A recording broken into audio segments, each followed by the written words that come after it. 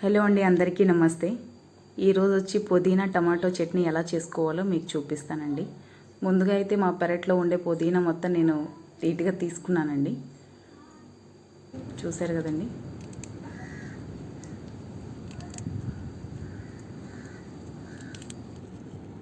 పుదీనా చట్నీ వచ్చి ఇడ్లీతో, దోశతో, వడతో దేంతో తిన్నా కూడా చాలా టేస్టీగా ఉంటుందండి.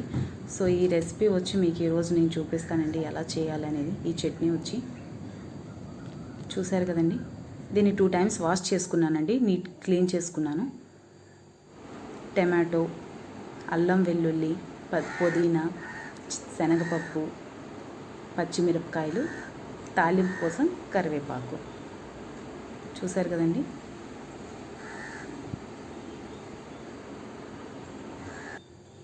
సో ఇప్పుడు వచ్చి కడాయిలో కొంచెం ఆయిల్ వేసుకొని దాంట్లో ఫస్ట్ శనగపప్పు వేసుకుందామండి.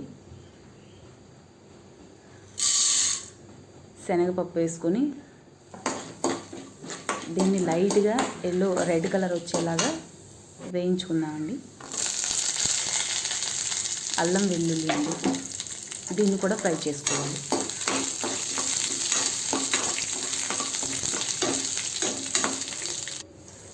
పచ్చిమిర్చి, ఇవన్నీ ఫ్రై అయ్యాక కొంచెం పసుపు వేసుకొని ఒకసారి కలుపుకోవాలండి. దీంట్లో టమాటీ, కొంచెం సాల్ట్ వేసుకోవాలండి.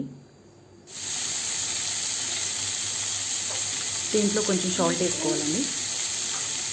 టమాటీ మగ్గేదాకా మనం దీన్ని వేగిస్తూనే ఉండాలండి. టమాటీ మగ్గాక దీంట్లో పుదీనా యాడ్ చేసుకోవాలి. మన టమాటీ అనేది మెత్తగా మగ్గిపోయింది. దీంట్లో పుదీనా యాడ్ చేసుకుందామండి. చూసారండి, మన చెట్లో ఉండే పుదీనా ఫ్రెష్గా ఉంటుంది, ఎప్పుడు కావాలంటే అప్పుడు తీసుకోవచ్చండి. సో పుదీనా టమాటీ మంచిగా మగ్గేలాగా చూసుకోవాలండి. పుదీనాలో పచ్చివాసన అంతా పోవాలి.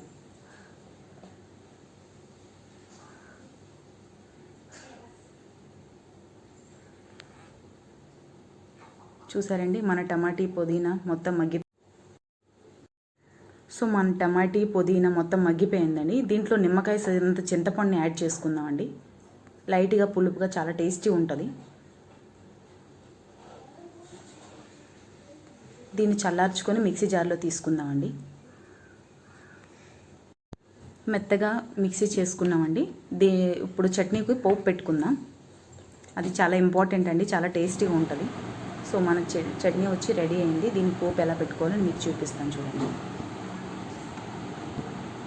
పోపు పెట్టుకోవడానికి కావాల్సిన ఐటమ్స్ అండి: మెంతులు, కరివేపాకు, శనగపప్పు, ఎండుమిర్చి, జీలకర్ర, ఆవాలు. పోపు ఎలా పెట్టుకోవాలో చూపిస్తానండి. కడాయిలో కొంచెం ఆయిల్ వేసుకొని దాంట్లో ఫస్ట్ శనగపప్పు వేసుకోవాలండి.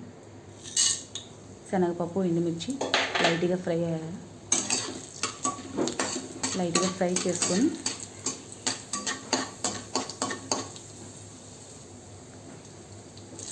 మెంతులండి,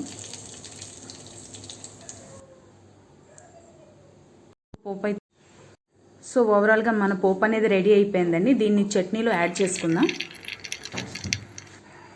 చూసారు కదండి, చట్నీలో యాడ్ చేసుకున్నాం. మస్తు కలర్ఫుల్గా కనిపిస్తుందండి. సో మిక్స్ చేసుకుందామండి ఒకసారి. దీన్ని టోటల్గా మిక్స్ చేసుకున్నాక మన చట్నీ వచ్చి కలర్ ఇలా ఉంది. దీంతో ఒక దోశ అండి.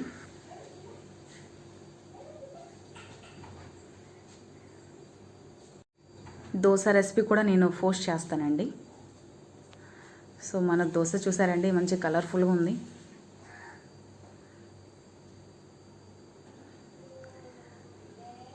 సో మన దోశ చట్నీ రెడీ అయిపోయినాయండి. ఒకసారి చూసేయండి, కలర్ఫుల్గా సూపర్గా కనిపిస్తుంది. సో లైక్ చేయండి, సబ్స్క్రైబ్ చేసుకోండి. Thank you so much.